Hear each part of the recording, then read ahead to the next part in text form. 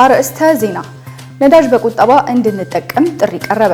በአዲስ አበባ የትራንስፖርት ዋጋ ላይ እስከ 20 ብር የሚደርስ ዋጋ ጭማሪ ተደረገ። በኬንያ በተለያዩ አካባቢዎች በደረሰ የጎርፍ መጥለቅለቅ ቢያንስ 66 ሰዎች መሞታቸው ተገለጸ። የሳውዲ አረቢያ የመከላከያ ሚኒስቴር 55 የኢራን ድሮኖችን መምታቱን አስታወቀ።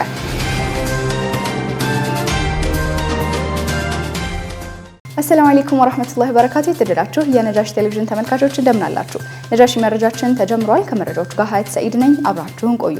ፕራይም ሪል ስቴት ከኑር ሸገር ፕሮፐርቲስ ጋር በመተባበር በሲርለና የበጎ አድራጎት ድርጅት ልዩ የኢፍጣር መርሃ ግብርን አካሂዷል። በመርሃ ግብሩ ላይ ኩባንያዎቹ ለሲርለና የበጎ አድራጎት ድርጅት የ1 ሚሊዮን ብር ድጋፍ አድርገዋል። ፕራይም ሪል ስቴት ከእህት ኩባንያው ኑር ሸገር ፕሮፐርቲስ ጋር በመተባበር የሲርለና የበጎ አድራጎት ድርጅት ቤተሰቦችን አስፈጥሯል። ሁለቱ እህት ኩባንያዎች የኢፍጣር ፕሮግራሙን ያዘጋጁት ለእስላማዊ እሴቶች ያላቸውን አክብሮት ለማሳየት በረመዳን የተወደደውን የአንድነት የርህራሄና የማህበራዊ ድጋፍ ኃላፊነታቸውን ለመወጣት እንደሆነም ገልጸዋል።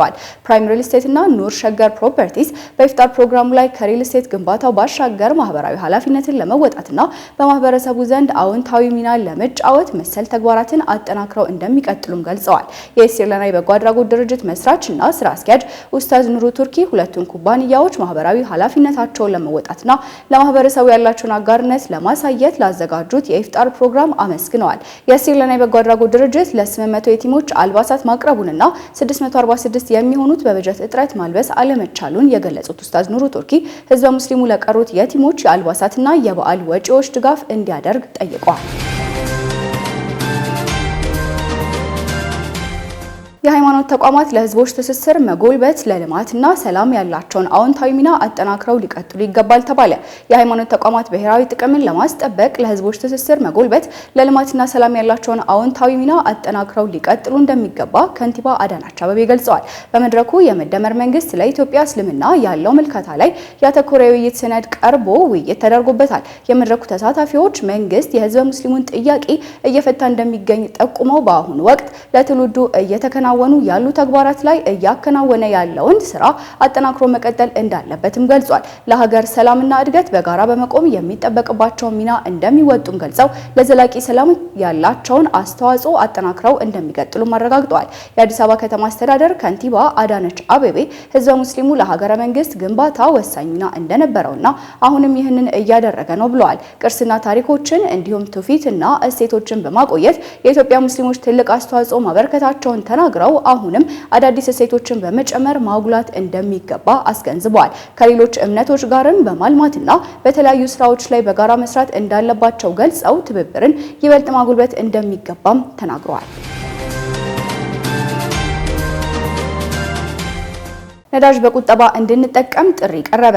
ነዳጅን በቁጠባ ለመሰረታዊ ነገሮች ቅድሚያ በመስጠት በኃላፊነት ስሜት መጠቀም እንደሚገባ ጠቅላይ ሚኒስትር ዶክተር አብይ አህመድ ማሳሰባቸውን ኢዜአ ዘግቧል። ጠቅላይ ሚኒስትር ዶክተር አብይ አህመድ በማህበራዊ ትስስር ገጻቸው ባስተላለፉት መልእክት በመካከለኛው ምስራቅ በተፈጠረው ቀውስ የተነሳ ነዳጅ ገዝተው የሚጠቀሙ ሀገሮች እንደ ልብ ለማግኘት መቸገራቸውን ገልጸዋል። በመሆኑም ችግሩ ተፈቶ ወደ መደበኛው የነዳጅ አቅርቦት ስርዓት እስከምንመለስ ድረስ ነዳጅን በቁጠባና ለመሰረታዊ ነገሮች ቅድሚያ በመስጠት መጠቀም ይገባል ብለዋል። በመሆኑም የነዳጅ አከፋፋዮች፣ ማደያዎችና ተጠቃሚዎች ነዳጅ በቁጠባ ለመሰረታዊ ነገሮች ቅድሚያ በመስጠት ሁላችንም በኃላፊነት ስሜት እንዲጠቀሙ አሳስበዋል።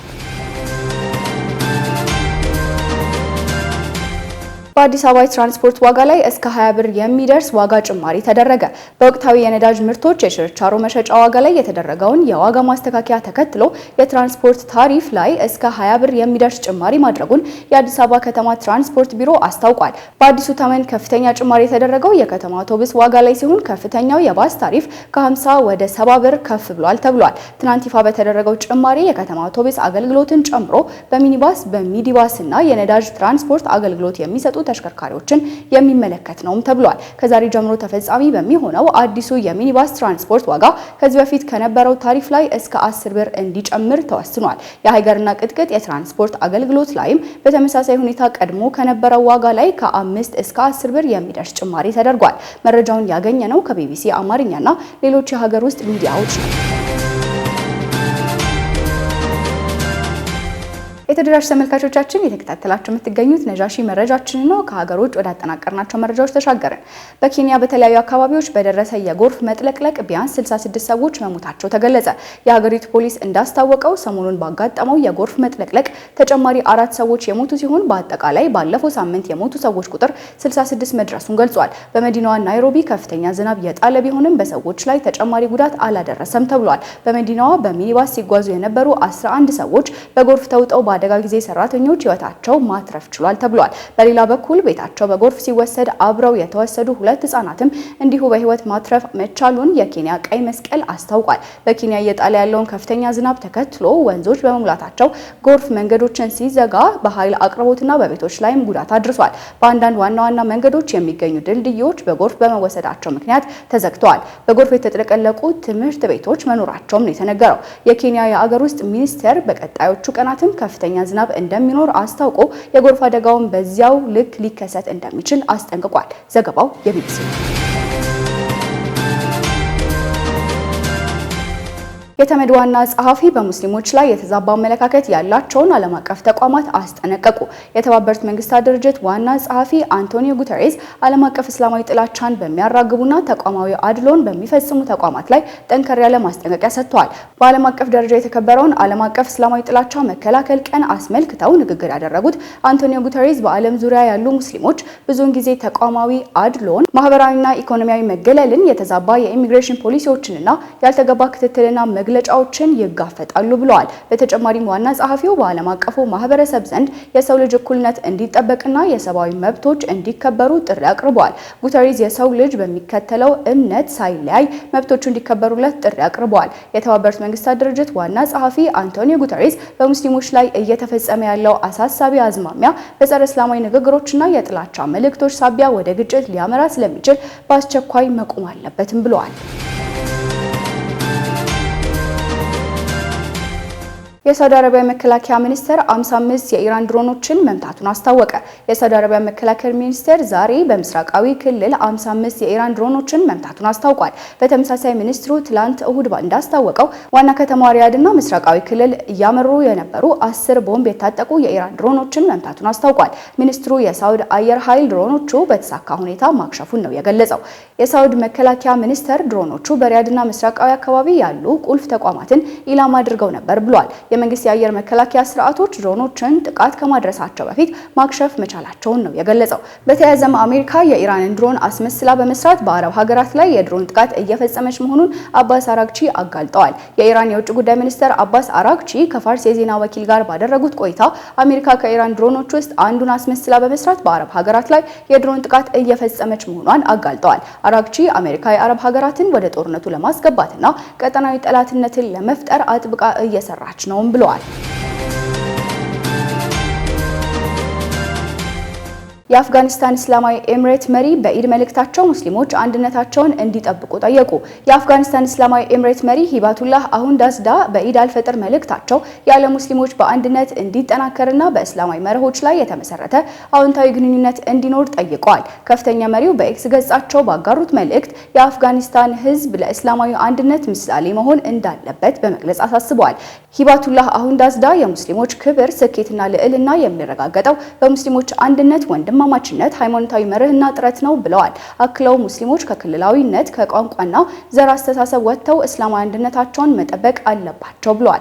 ሂባቱላህ አሁንዳዝዳ ሀገራት የአፍጋንን ህዝብ እምነትና ባህል እንዲያከብሩ በአፍጋኒስታን ውስጣዊ ጉዳዮችም እስላማዊ መርሆችን በሚሸረሽር መልኩ ጣልቃ እንዳይገቡ አስጠንቅቀዋል። የአፍጋን ህዝብ እስላማዊ ስርዓትን ለመመስረት ታላቅ መስዋዕትነት እንደከፈለ በመግለጽ ይህን ስርዓት መጠበቅና ማጠናከር እንደሚገባም አጽንኦት ሰጥተው ተናግረዋል። በመጨረሻም ዓለም አቀፍም ሆነ ሀገር አቀፋዊ እስላማዊ አንድነት ለረጅም ዘመናት ትግል በኋላ በአፍጋን ምድር የተመሰረተውን እስላማዊ መንግስት ለማጠናከር እድል እንደሚፈጥር ገልጸዋል። የተደራሽ ተመልካቾቻችን አሁን ደግሞ ወደ ቢዝነስ መረጃዎቻችን እንሻገራለን። ዙቤዳ ሐሰን እንደሚከተለው አዘጋጅተዋለች። ተከታትለን እንመለስ። በየአመቱ ከ4.2 ሚሊዮን ሜትሪክ ቶን በላይ ነዳጅ ወደ ሀገር ውስጥ እንደሚገባ ተነግሯል። በየአመቱ ከ4.2 ቢሊዮን በላይ በጀት በመመደብ ከ4.2 ሚሊዮን ሜትሪክ ቶን በላይ ነዳጅ ወደ ሀገር ውስጥ እያስገባ እንደሚገኝ የኢትዮጵያ የነዳጅ አቅራቢ ድርጅት አስታውቋል። የሀገሪቱን የነዳጅ ፍላጎት ለዘላቂነት ለማሟላትና የአቅርቦት መሰረተ ልማቶችን ለማስፋፋት ትኩረት ሰጥቶ እየሰራ መሆኑንም የድርጅቱ የነዳጅ ግዥና የኮንትራት አስተዳደር ቡድን መሪ የሆኑት አቶ ሲሳይ አበራ ተናግረዋል። እንደ ፕሬስ ድርጅት ዘገባ ከሆነ የራሳችንን የባህር በር ስለሌለን ጅቡቲ ባለው ተርሚናል ያለንን አቅም ሙሉ በሙሉ አሟጠን እየተጠቀምን ነው ሲሉ አቶ ሲሳይ ተናግረዋል። ከቦቴዎች በተጨማሪም ነዳጅን በባቡር ከጅቡቲ ወደ አዋሽ ዴፖ ለማጓጓዝ የሚያስችል መስመር መዘርጋቱንም አመላክተዋል። ድርጅቱ አቅርቦትን ማሳደግና መጠባበቂያን መያዝ የነዳጅ መያዣ ዲፖዎችን መገንባት ላይ ትኩረት አድርጎ እየሰራ ይገኛልም ተብሏል። የተጀመሩ የመሰረተ ልማት ስራዎችም ሲጠናቀቁ የሀገሪቱ የነዳጅ የመጫን አቅም ከፍ እንደሚልም ይጠበቃል ተብሏል።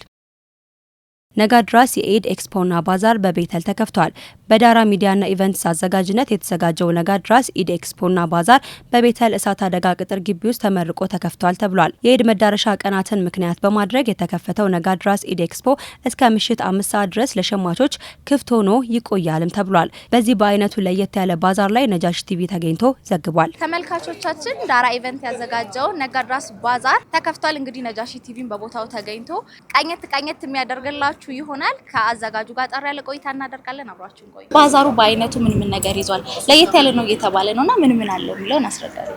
የኢድ እስከ ኢድ የሚቆየው የነጋድራስ ኤግዚቢሽን ባዛር ለመጀመሪያ ጊዜ ሲያዘጋጅ ለየት የሚያደርገው ከስሙ ይዞት የተነሳ ስም ነጋድራስ ስንል ነጋድራስ እንግዲህ እንደምናውቀው ሀገራችን የነጋዴዎች የበላይ እንደማለት ነውና ከሁሉም ተመሳሳይ ኢቨንቶች የበላይ ሊሆን በሚችል በሐላል ቱሪዝም በሐላል ቢዝነስ ሴክት የተሳተፉትን ሁሉንም ያካተተ እንደ ተመለከተች ሁሉንም ዘርፎችን ባካተተ መልኩ እያዘጋጀን ነው የምንገኘው። በደማቅ ሁኔታ እየተካሄደ ይገኛል።